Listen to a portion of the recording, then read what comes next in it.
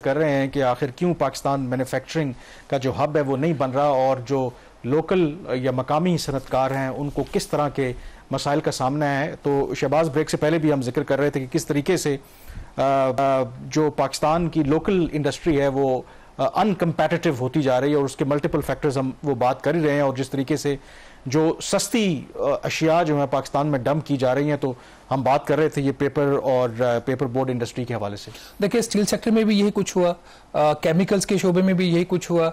China से cheap imports आती हैं, वो पाकिस्तान में डंप होती हैं और कुछ फैक्ट्रीज जो है कम्पीट कर जाती हैं, कुछ बंद हो जाती हैं, कुछ इसको रेजिस्ट करने की कोशिश करती हैं। एक केस के अगर हम देखें, सिर्फ अगर एक उसको एज अ केस स्टडी उठा के देख लें, फरवरी 2016 में इसके ऊपर काम शुरू हुआ था। एंटी डंपिंग की तहकीकात शुरू की नेशनल टैरिफ कमीशन ने।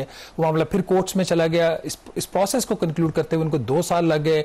अप्रैल 2018 में कंक्लूजन आता है और ये स्टैब्लिश होता है कि पेपर एंड बोर्ड सेक्टर के अंदर डंपिंग हो रही है और उसको लोकल इंडस्ट्री को प्रोटेक्शन देने के लिए, जायज प्रोटेक्शन देने के लिए तकरीबन 2 मुख्तलिफ उसकी जो इसके HS codes on an average कोई 29% उसके ऊपर डंपिंग एक ड्यूटी लगा दी गई जो है 5 साल के लिए। उसका 5 साल का जो पीरियड था वो उसके हवाले से फिर जो इंडस्ट्री थी उसने रिव्यू मांगा फरवरी 2022 में। उसमें तोसी के लिए रिव्यू का आगाज हुआ। इन द मीन वाइल जो एक चीज कामरन ये हुई कि जब ये 29% उसके ऊपर एंटी डंपिंग ड्यूटी लगी तो जो इंपोर्टर्स थे उन्होंने, जो एक्सपोर्टर्स थे चाइनीज, उनके साथ मिलकर उस प्रोडक्ट के अंदर मामूली तब्दीली की। अब होता यह है कि जब आप किसी प्रोडक्ट के ऊपर कोई डंपिंग उसको कंट्रोल करने के लिए एंटी डंपिंग ड्यूटी लगाते हो तो उसकी स्पेसिफिकेशंस होती हैं। इस केस में उन्होंने उसकी जो स्पेसिफिकेशंस थी उसमें मामूली तब्दीलियां करके वही चीज़ वो पाकिस्तान में बगैर वो 29% ड्यूटी दिए हुए दोबारा पाकिस्तान में लाना शुरू कर दिया उन्होंने। तो उस चीज़ को देखने के लिए फिर एक NTC दोबारा मई 2024 में ये जो तब्दीलियों के हवाले से जो मामला होता है उसका वो जायजा लेने के लिए तहकीकात का आगाज करता है। तो उसमें जो एक चीज़ हुई कि उन्होंने जब जनवरी 2017 से लेकर 31 दिसंबर 2023 तक का कामरान जब डाटा देखा तो उसमें पता ये लगा कि ये जो प्रोडक्ट अब दोबारा आना शुरू हुई है वो एसेंशियली पाकिस्तान में पहले इंपोर्ट हो ही नहीं रही थी। तो इससे एक चीज़ बड़ी वाज़ेह होगी कि ये उसमें मामूली सी तब्दीली करके उस प्रोडक्ट के अंदर उसको दोबारा लाया गया पाकिस्तान के अंदर। यही सूरत आपको नजर आती है और सेक्टर्स के अंदर भी जहां पे अगर कोई फैसला आ भी जाता है NTC का तो उसको सरकमवेंट किया जाता है। बहरहाल इसके हवाले से जो स्टेटमेंट ऑफ एसेंशियल फैक्ट्स थी वो उसने तैयार की नेशनल टैरिफ कमीशन ने, लेकिन उसके बाद की जो कहानी है वो शायद हम बताने की सकत नहीं रखते। उसके बाद फिर वही होता है जो पाकिस्तान में हर चीज को रोकने के लिए होता है कि मामला अदालतों में चला जाता है। अब ये चूंकि सब जुडिस मैटर्स होते हैं, इस पे बात करने से हमें अवॉइड करना चाहिए। लेकिन एक चीज बड़ी वाज़ेह है कि पाकिस्तान में जिस तरीके से कामरान रूल्स का, लॉज का उनको मिस यूज किया जाता है वो देखने के काबिल है। और NTC की ये जो स्टेटमेंट ऑफ एसेंशियल फैक्ट्स की उनकी जो एक स्टेटमेंट है उसको अगर देखा जाए तो वो एक चीज़ बड़ी उसके अंदर वाज़ेह है कि ये जो प्रोडक्ट के अंदर तब्दीलियां की जाती हैं विदाउट नेमिंग द प्रोडक्ट, उसमें कॉस्ट कोई इतनी ज़्यादा नहीं होती। मामूली सी रद्दोबदल करके उसकी स्पेसिफिकेशन को चेंज करते हैं और उसका जो यूजेज है, एंड यूजेज है, वो भी वही रहता है। तो ना तो कंज्यूमर का नुकसान हुआ, ना इंपोर्टर का नुकसान हुआ। नुकसान किसका हुआ? आपका फिर जो है लोकल इंडस्ट्री, उसका हो जाता है। और ये कहानी यहाँ पे खत्म नहीं होती। और मेरे ख्याल में एक यहाँ पर लोगों को पता भी होगा, जिनको नहीं भी पता, बात करना यहाँ पर बहुत जरूरी है। सम टाइम जो आम सारिफ है ना वो बड़ा इसको सिंप्लीफाई करके देखते हैं कि हमें क्या फर्क पड़ता है अगर चीन कोई भी चीज चीन से आ रही है, अमेरिका से आ रही है, लंदन से आ रही है, अगर हमें एक सस्ती काउंटर पे चीज मिल रही है तो हम तो वो लेंगे। एक तो बड़ा ये ओवर सिंप्लीफाई व्यू, लेकिन उनको ये नहीं पता लगता कि उसका जो इम्पैक्ट होता है कि जो चीज़ आपके यहाँ नहीं बन रही, जब आपके यहाँ एक चीज़ फैक्ट्री लगती है उसके नतीजे में जो रोज़गार पैदा होता है, रोज़गार पैदा होने के नतीजे में फिर टेक्नोलॉजी का जो ट्रांसफ़र होता है, उसका ओवरऑल आपकी मईशत के ऊपर जो पॉजिटिव असर पड़ता है। शायद apparently on the face of it एक बंदे को एक सस्ती चीज़ तो मिल रही है, उसको लग रहा है मुझे फ़ायदा है, बट इन नट शेल जो है एक्चुअली आपको नुकसान हो रहा होता है इस तरह से चीज़ों का। इसका एक और भी व्यू है, इसका जाविया इसको देखने का, वो ये है कि अभी किसी इंडस्ट्री को अनकम्पैटिटिव करने के लिए आपने एक प्रोडक्ट को डंप कर दिया, और डंप कर दिया आपने उसकी प्रोडक्शन की जो कॉस्ट है उससे भी नीचे प्राइस पे जाके वो डंप हो गया। जो लोकल उसका जो मैन्युफैक्चरर होता है जब मार्केट से आउट हो जाता है और जब कंपटीशन खत्म हो जाता है, वही जो इंपोर्टर है या एक्सपोर्टर है, जो चाइना का एक्सपोर्टर होगा, पाकिस्तान का इंपोर्टर होगा इस तरह के केसेस में, तो वो क्या करता है फिर, वो प्रोडक्ट जो उसने कभी थोड़े बहुत नुकसान पे भी बेची है या मामूली मुनाफे के ऊपर बेची है, जब लोकल उसका कंपटीशन खत्म हो जाता है तो उसको फिर वो दुगने दामों के ऊपर बेचता है, क्योंकि आगे से कंपटीशन कोई नहीं। आज मैं आपको अपनी एग्जांपल देता हूं, मैं कोई प्रोडक्ट खरीदने के लिए गया मार्केट के अंदर, उसमें 2 कंपनियां थी, विदाउट नेमिंग द कंपनीज। उसमें जी उनका कंपटीशन इतना था, जिस कंपनी की मैंने वो प्रोडक्ट खरीदी, उसका जो कंपेटिटर था उसकी प्राइस को खराब करने के लिए, उसकी क्वालिटी बेहतर थी, उसको प्राइस को खराब करने के लिए उसने मार्केट के अंदर सेम क्वालिटी की प्रोडक्ट तकरीबन 500 रुपया पर वो जो प्रोडक्ट थी उसको सस्ता किया।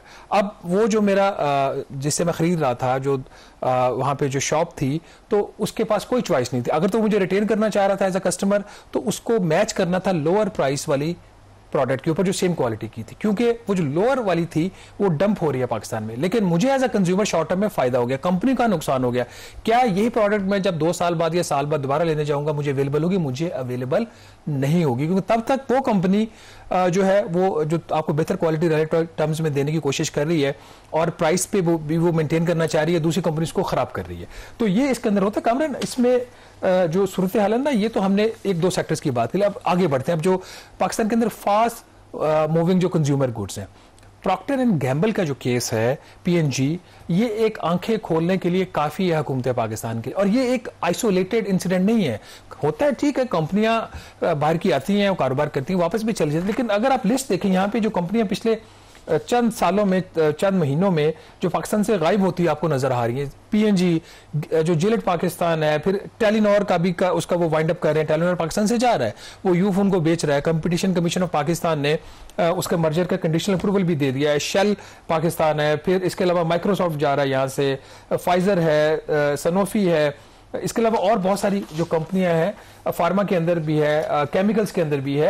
अब तो इसमें लिस्ट है। इसमें देखें 2 तरह की बातें हो रही हैं। एक बात तो ये हो रही है कि क्योंकि पाकिस्तान में जो फ्रेंडली माहौल नहीं है आप बिजनेस करने के लिए, और जो मल्टीनेशनल कंपनीज हैं इनके लिए काम करना मुमकिन नहीं रहा, एक पर्सपेक्टिव तो ये है। दूसरा जो व्यू पाया जाता है कि शायद ये जो इंटरनेशनल या मल्टीनेशनल कंपनीज भी हैं, ये ग्लोबली भी रीस्ट्रक्चरिंग हो रही है, तो अपने अखराजात को कम करने के लिए भी ये स्टेप्स लेती हैं। तो इसमें से कौन सी बात दुरुस्त है? और एक तीसरा व्यू ये भी आ रहा है कि शायद ये जो मल्टीनेशनल कंपनीज हैं, अब जो हमारे यहाँ जो लोकली जो कंपनी अगर उनके मुकाबले में कोई प्रोडक्ट बना रही हैं, तो शायद उनके साथ वो कम्पीट भी नहीं कर रहे। तो इसमें मल्टीपल उसकी इंटरप्रिटेशन है, ये कंपनीज जा रही हैं। तो what is the true picture? देखिए, अगर कामरान यहाँ से लोकल इंडस्ट्री से उनको कंपटीशन हो और लोकल इंडस्ट्री अच्छी प्रोडक्ट कम प्राइस के ऊपर दे, लोकल इंडस्ट्री, मैं इंपोर्ट की या डंपिंग की बात नहीं कर रहा, फिर तो ठीक है, फिर वो चले जाएं वापस। एज अ कंज्यूमर भी मुझे फायदा है, एज अ गवर्नमेंट भी मुझे फायदा है, और एज अ इंडस्ट्री भी मुझे फायदा है।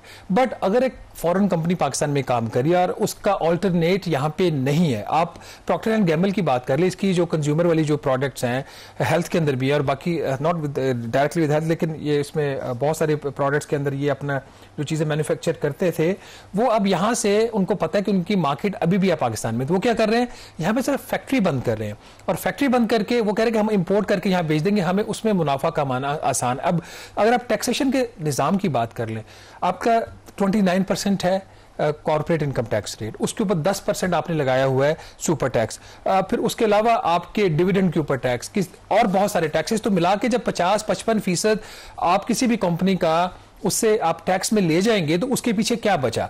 फिर उसको एफबीआर की तहकीकात का सामना, फिर जब उसको मुनाफा हो गया तो स्टेट बैंक ऑफ पाकिस्तान के पास वो रिजर्व्स नहीं है कि उनको फॉरेन एक्सचेंज बाहर लेके जाने की वो इजाजत दें। तो इस किस्म की जो चीजें, तो कंपनियों के लिए तजारत करना आसान है। आज से चंद साल पहले हमने ये बात की थी, बल्कि मैंने कुछ अर्सा पहले भी ये बात की थी कि पाकिस्तान के अंदर बहुत सारी ऐसी कंपनीज हैं जो पहले यहाँ पे लोकल शू मैन्युफैक्चर करती थी, वो चीन से शू मंगवा के अपने स्टैंप लगा के वहां यहाँ पे मेड इन पाकिस्तान करके इसको जो है वो फरोख्त करेंगे। तो इस तरह की जब सूरत हाल डेवलप होती है, उसमें फिर बेरोजगारी होती है, फिर गुर्बत होती है। अभी जो वर्ल्ड बैंक की रिपोर्ट है ये कि पाकिस्तान में जो गुर्बत है और पाकिस्तान का जो इकोनॉमिक मॉडल है, उसके अंदर जो सबसे इंपॉर्टेंट बात ये थी वर्ल्ड बैंक की रिपोर्ट के अंदर कि गुर्बत इसलिए बढ़ रही है कि पाकिस्तान का जो इकोनॉमिक मॉडल है वो फेल हो चुका है। एक तरफ सदर ट्रंप है, जहां से हमने बात का आगाज किया था। सदर ट्रंप क्या कर रहे हैं, वो कह रहे हैं कि मैंने अपनी लोकल मैन्युफैक्चरिंग को प्रमोट करना है, सबसे पहले अमेरिका उनका नारा ना, अमेरिका फर्स्ट। तो क्या हम ये काम नहीं कर सकते? मैं बिल्कुल भी अनड्यू प्रोटेक्शन की इंडस्ट्री, लोकल इंडस्ट्री के लिए बात नहीं करूंगा, क्योंकि कंज्यूमर्स के भी राइट्स हैं, लेकिन जो एक जायज उसको तहफ्फुज चाहिए, उसको सबसे जो इंपॉर्टेंट चीज करने वाली चीज है, क्या ये लोकल इंडस्ट्री का कसूर है कि खित्ते से डबल कीमत के ऊपर उसको बिजली मिल रही है?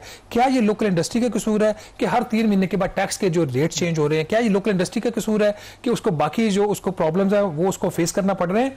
तो बहरहाल इसका नतीजा क्या होगा? क्या अभी तक नतीजा निकल चुका है? हम किस तरफ जा रहे हैं इसके ऊपर मेरे ख्याल जो है ना वो बात ब्रेक की बात करेंगे। और आपने बिल्कुल बात ठीक कहा कि सारे मुल्क जो है, जो बड़ी इकोनॉमीज हैं, वो अपने आप को भी प्रोटेक्ट करती हैं। इंडिया और अमेरिका का अभी तक तिजारती मुआहदा क्यों नहीं हुआ? क्योंकि कुछ इश्यूज के ऊपर, मसलन जो ज़राअत का शोबा है, डेयरी है, फार्मास्यूटिकल है, इसके हवाले से जो इंडिया है वो अपनी इंडस्ट्री को प्रोटेक्ट कर रहा है और कोई कंसेशन देने के लिए तैयार नहीं है अमेरिका को। तो यहाँ पे ब्रेक लेंगे और ब्रेक के बाद जिक्र भी करेंगे कि ना सिर्फ बेरोजगारी या रोजगार के मौके तो कम होते ही हैं, फिर आपके जो एक्सटर्नल सेक्टर के मसाइल हैं वो भी बढ़ते हैं अगर आप सिर्फ इंपोर्ट के ऊपर ही रिलाई करें अपनी मईशत को चलाने के लिए। ब्रेक के बाद बात करेंगे।